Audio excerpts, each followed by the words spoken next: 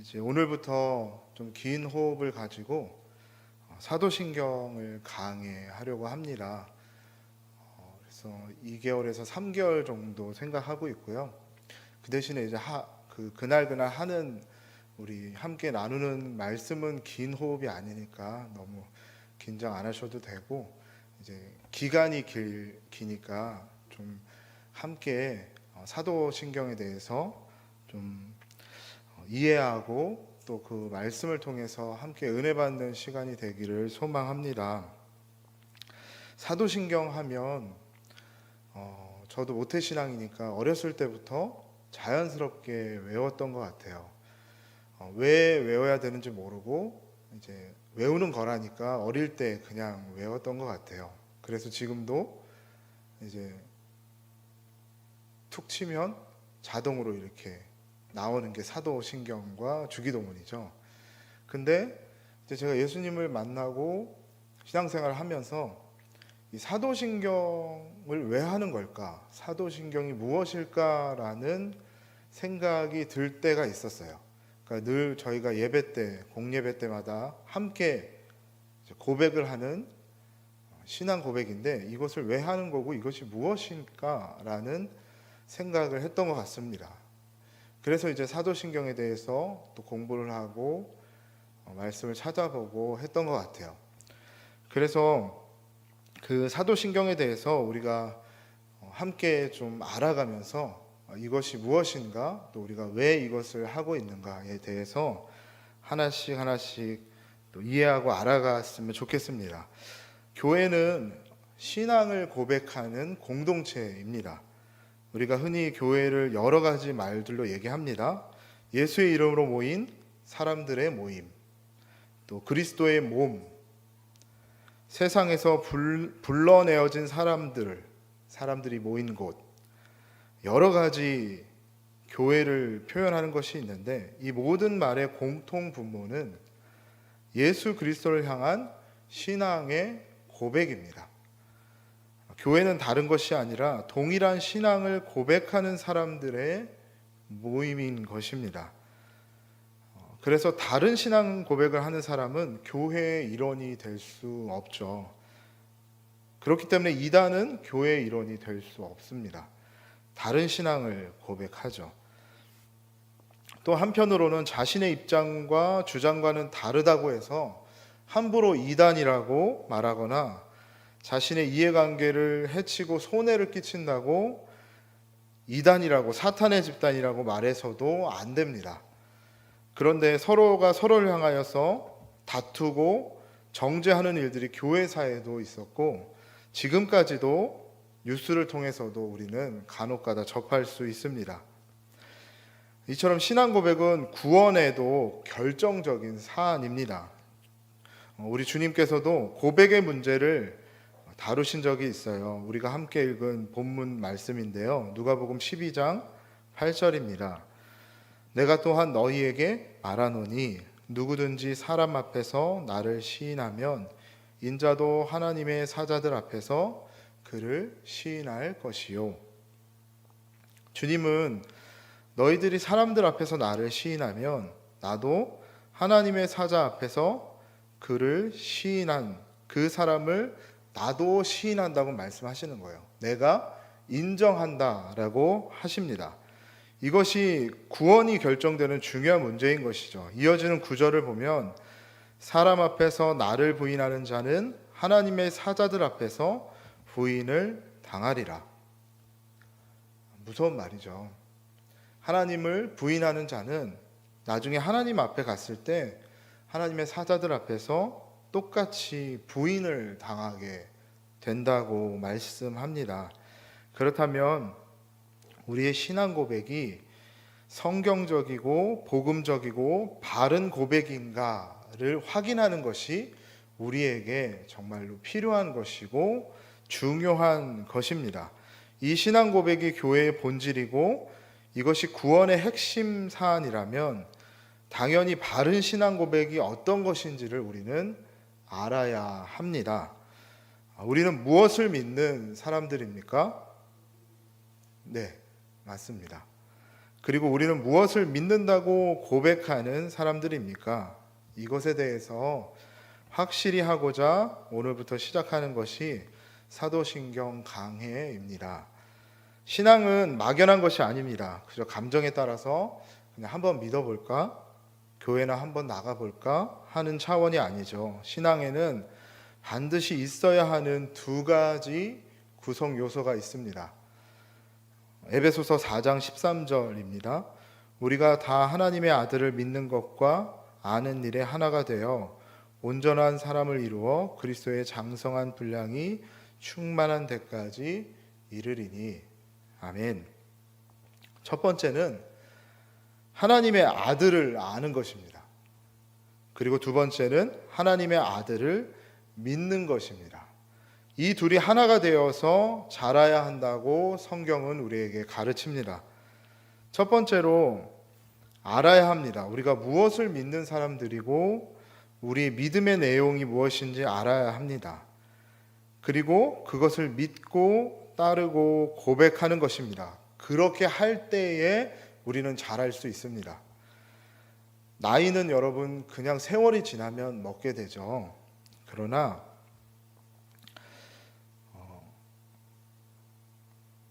교회 안에서 영적으로 성장하는 것은, 자라는 것은 그냥 되지 않는 것입니다. 교회를 오래 다녀도 영적으로 자라지 못하는 분이 계십니다. 우리가 믿는 바 내용이 무엇인지 정확하게 모르고 그래서 자라지 못하면 교회를 오래 다녔지만 영적으로는 어린아이와 같은 자리에 머물게 되는 것입니다. 이어지는 에베소서의 말씀입니다. 이는 우리가 이제부터 어린아이가 되지 아니하여 사람의 속임수와 간사한 유혹에 빠져 온갖 교훈의 풍조에 밀려 요동하지 않게 하려 함이라. 어떤 이유에서건 영적으로 자라지 못한 사람은 그 특징이 있는데요. 감정과 신앙의 기복이 심합니다. 말씀보다는 이 세상에서 흘러다니는 여러 교훈들, 그럴싸한 풍조들에 요동치면서 사는 것이죠. 그렇기 때문에 우리는 자라야 합니다. 자라기 위한 조건은 아는 것이라면 우리는 믿음의 내용에 대해서도 제대로 아는 것이 필요하고, 그래서 말씀의 자리, 성경을 읽고 묵상하고 말씀을 듣는 자리, 공부하는 자리에 우리가 나아가야 하는 것입니다. 공부하지 않으면, 영적으로 내가 힘쓰지 않으면 알 수가 없습니다. 그리고 알게 된 것을 믿고 따르는 실천의 문제가 뒤에 따라오게 됩니다. 알고 믿는 것을 우리는 고백한다라고 말합니다. 우리가 사람들 앞에서 예수님을 시인하는 가장 확실한 자리가 어디일까요? 바로 예배의 자리입니다. 또 예배 시간 중에서도 우리의 신앙을 고백하는 순서입니다. 공적인 자리에 나와서 동일한 신앙의 고백을 가진 사람들과 동일한 신앙을 고백하여 우리가 한 교회이고 주님의 한 몸인 것을 확인하는 것입니다. 이때 우리가 하는 것이 사도신경이죠. 우리는 예배 때에 신앙의 고백을 하게 되었고 왜 사도신경으로 하게 되었는지도 그래서 알아야 하는 것입니다. 우리는 예배 때마다 고백하는 사도신경의 내용을 정확하게 이해하고 있어야 합니다. 그래서 매번 고백할 때에 우리가 그저 순서로서 하는 것이 아니라 우리의 마음으로, 우리의 영으로 우리의 신앙을 고백하는 그 시간들이 되어야 하는 것이죠. 사도신경은 누가 언제 왜 작성했는지 정확하게 알려지지 않았습니다. 사도신경이라는 이름 때문에 사도들이 작성한 것이라고 처음에는 생각되어 왔어요. 실제로 4세기에 로마 인근 소도시의 감독이었던 루피누스는 사도신경 주석서라는 책에서 다음과 같이 말했습니다. 오순절 성령 감림 사건 이후 전 세계로 흩어져서 복음을 전해야 할 12사도들이 서로 떨어져서 복음을 전함으로 인해 서로 다른 교리를 전할 위험을 막기 위해서 성령의 영감으로 각각 한 사람씩 하나의 조항을 말한 것을 모은 것이 사도신경이다 라고 썼어요. 그러면서 각 사도들이 말했다라고 그렇게 전했습니다. 먼저 베드로가 말합니다. 나는 전능하신 아버지 하나님, 천지의 창조주를 믿는다. 안드레가 말합니다. 나는 그의 유일하신 아들 우리 주 예수 그리스도를 믿는다. 그는 성령으로 잉태되어 동정녀 마리아에게서 나셨다. 본디오 빌라도에게 고난을 받아 십자가에 못 박혀 죽으시고 장사되셨다. 사흘 만에 죽은 자 가운데서 다시 살아나셨다. 하늘에 오르시어 전능하신 아버지 하나님 우편에 앉아 계신다.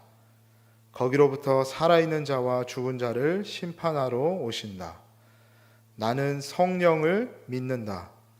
나는 거룩한 공교회와 성도의 교제를 믿는다. 나는 죄를 용서받는 것을 믿는다. 몸이 다시 사는 것을 믿는다. 영원히 사는 것을 믿는다.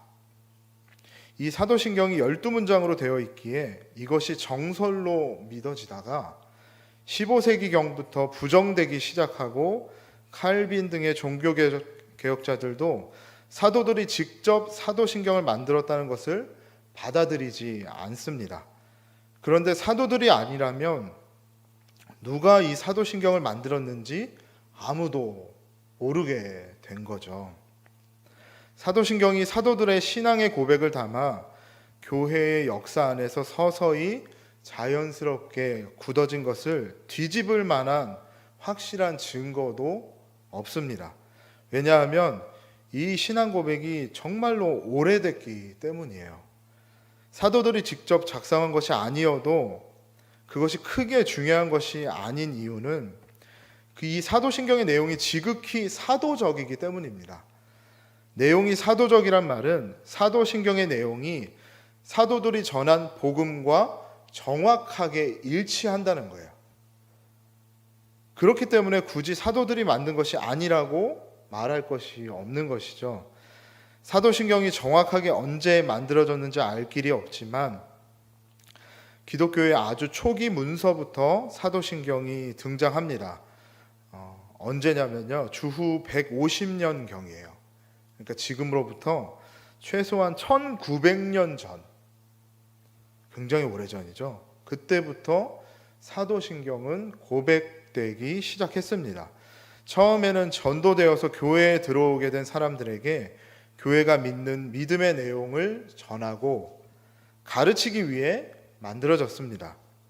주 215년 로마의 감독이었던 히폴리투스의 저서에 의하면 사도신경을 초대교회가 어떻게 사용했는지 설명을 해줍니다. 초대교회는요, 이 사도신경을 세례할 때, 세례 받을 때 문답용 질문으로 사용했다고 합니다.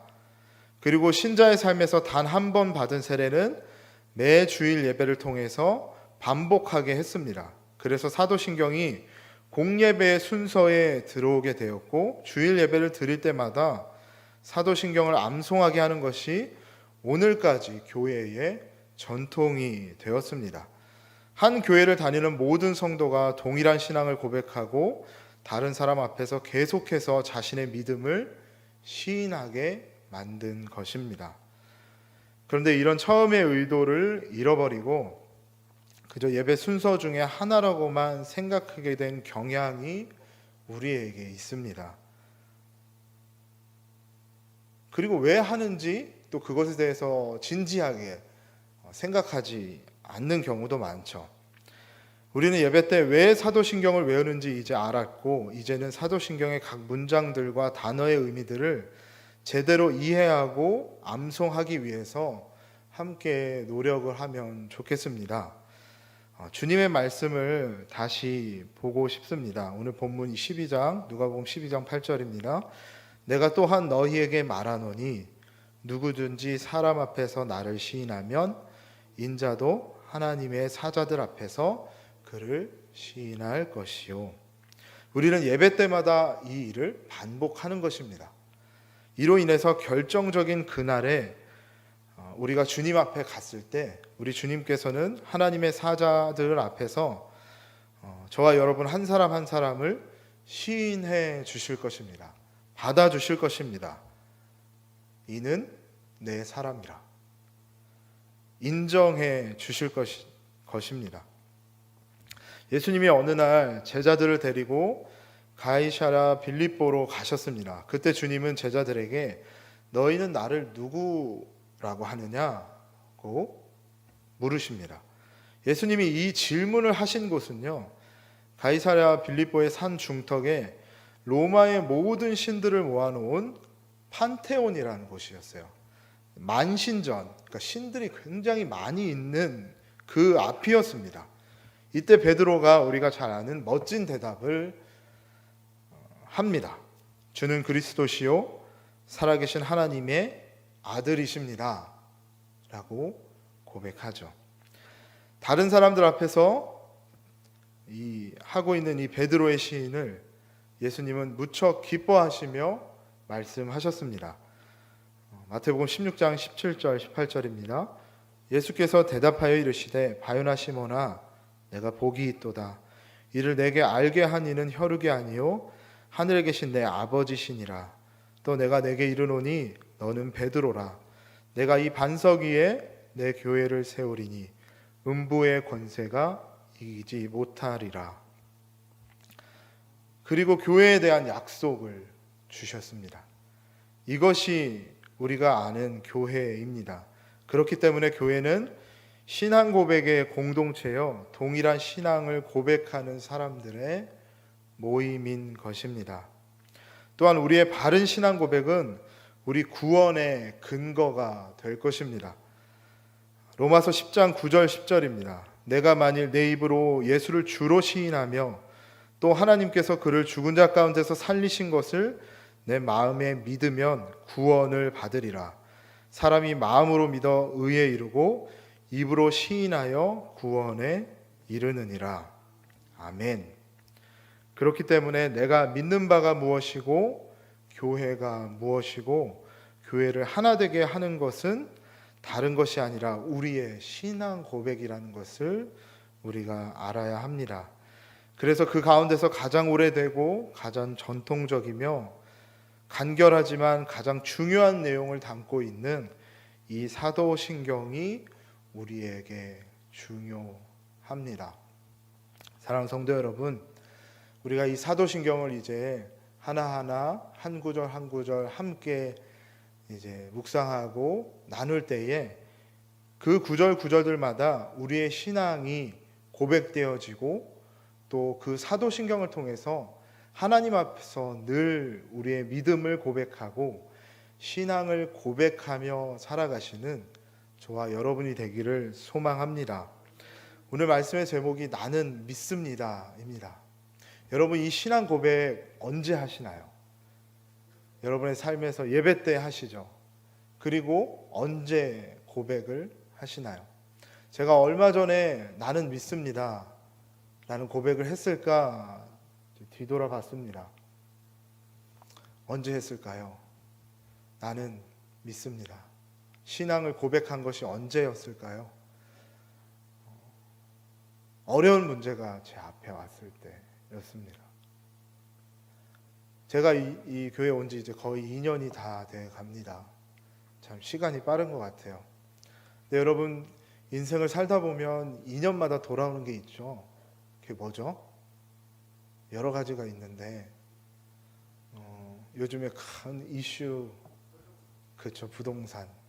2년마다 전세 계약이 돌아와요. 그래서 저도 이제 전세로 들어가서 이제 1월 달에 이제 전세 재계약을 해야 되는데 한 몇 주 전에 이제 토요일 날 이제 사역하고 있는데 연락이 왔어요, 집주인한테. 근데 이제 내 계약이 그저 끝나는데 연장을 하느냐 아니면 이제 이사를 가느냐. 그래서 이제 아내랑 이야기해서 이제 더 2년 더 살겠습니다 이렇게 얘기를 했더니 이제 계약금 5% 이제 그 전세금 5%를 올려달라고 하더라고요.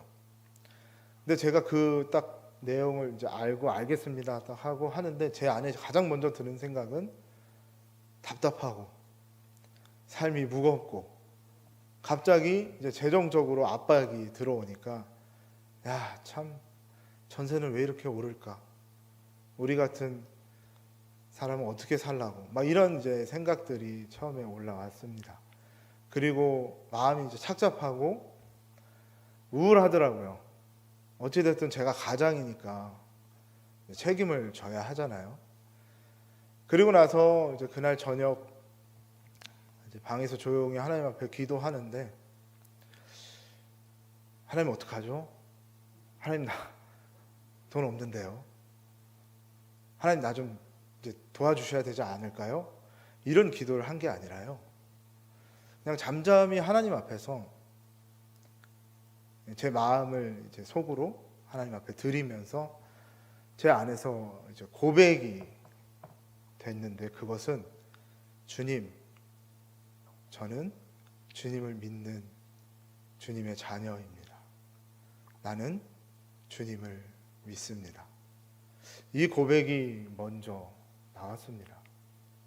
수단이나 방법을 찾고 여기저기 애쓰면서 분주하게 내 마음을 두는 것이 아니라 그 순간 나의 신앙을 하나님 앞에 고백했습니다. 문제가 해결된 것이 아닙니다. 뭔가 믿을 만한 구석이 있는 것이 아닙니다. 그저 그 상황 속에서 하나님 앞에 나의 신앙을 고백했습니다.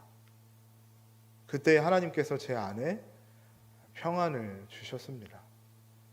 하나님이 나와 함께 하시고 하나님이 알고 계시고 또 하나님이 크신 계획 속에서 나를 인도하시고 우리 가정을 지켜주실 것이라는 마음을 주셨습니다. 이것이 우리의 신앙 고백인 것 같습니다. 나는 주님을 믿습니다. 여러분, 이 고백이 여러분의 삶의 자리에서 있기를 주님의 이름으로 축복합니다. 무슨 일을 만나든지 무슨 상황 가운데 처하든지 나는 주님을 믿습니다. 이렇게 고백하시는 저와 여러분이 되기를 주님의 이름으로 부탁드립니다.